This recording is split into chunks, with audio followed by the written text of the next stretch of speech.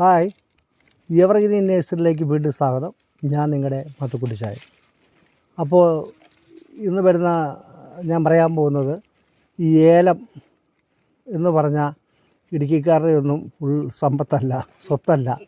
ഇത് വേണമെങ്കിൽ ചക്ക വെയിലും കായ്ക്കുമെന്ന് പറഞ്ഞ പോലെ ഇത് കോട്ടയം ജില്ലയിലെ കുറുപ്പന്തറ.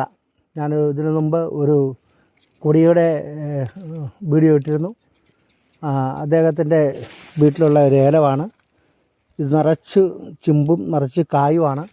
ഇന്ന് ഈ ഒറ്റ ചെടിയിൽ നിന്ന് 1/2 കിലോയുടെ മുകളിൽ ഞാൻ കാണിച്ചറിയാം, ഇന്ന് പറിച്ചതാണ്. ഇപ്പോൾ തന്നെ കാണാം, ഇതുകൊണ്ടോ ചിമ്പൊക്കെ നിറച്ചും കായാണ്.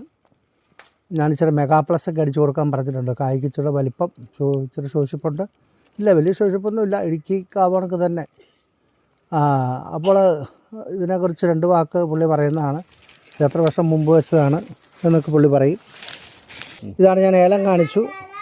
ഇത് ഇന്നൊരു ചെടിയിൽ നിന്ന് പറിച്ച ഏലക്കായാണ് ഇവിടെ. അതിൻ്റെ ചുവവശ തലക്കാൻ മാത്രം ഞുള്ളി എടുത്തോളൂ. ഈ ഏലം വെച്ച് എത്ര വർഷമായി? 2 കൊല്ലം ആവുന്നേ ഉള്ളൂ. 2 കൊല്ലം ആവുന്നേ ഉള്ളൂ. അപ്പോൾ കഴിഞ്ഞ വർഷമൊക്കെ എത്ര? ഇപ്പോൾ ഒരു 3 കിലോളം ഏലക്ക എനിക്ക് ഈ 7 ചെടിയിൽ നിന്ന് കിട്ടിയല്ലേ?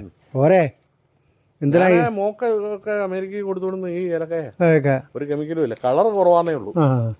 അതാ സ്റ്റോറി വെച്ച് ഉണങ്ങുവാണെങ്കിൽ. ഇന്നലെ എന്നെ വിളിച്ചപ്പോൾ പറഞ്ഞേ അത് തുറന്നിട്ട് അവിടെ മുറി നിൽക്കാൻ പറ്റില്ലായിരുന്നു. നല്ല ഇത് കണ്ടോളൂ. ഇത് ഇടുക്കിയല്ല ഞങ്ങൾ നിൽക്കുന്നത്. ഇപ്പോൾ കുറുപ്പന്തറ കുട്ടുകാപ്പിളക്കാരുടെ വീടിൻ്റെ വിട്ടത്താണ് നിൽക്കുന്നത്. അപ്പോൾ പുള്ളിയുടെ വീട്ടിൽ നിന്ന് ഒരു ചെടിയെന്ന് പറിച്ച ഏലക്കായാണിത്. അപ്പം പുള്ളിക്ക് അത് കൂട്ട് 5-6 ചെടി, 7 ചെടിയുണ്ട്. ഒരു 3-4 കിലോ പുള്ളി 7 ചെടിയെന്ന് ഓരോ വർഷവും പറിക്കുന്നതാണ്. അപ്പോൾ ഞങ്ങളുടെ ഈ കൊച്ചു വീഡിയോ ഇഷ്ടപ്പെട്ടെങ്കിൽ നിങ്ങൾ ലൈക്ക് ചെയ്യണേ, ഷെയർ ചെയ്യണേ, സബ്സ്ക്രൈബ് ചെയ്യണേ. അടുത്ത വീഡിയോ വരെ കാത്തിരിക്കണേ.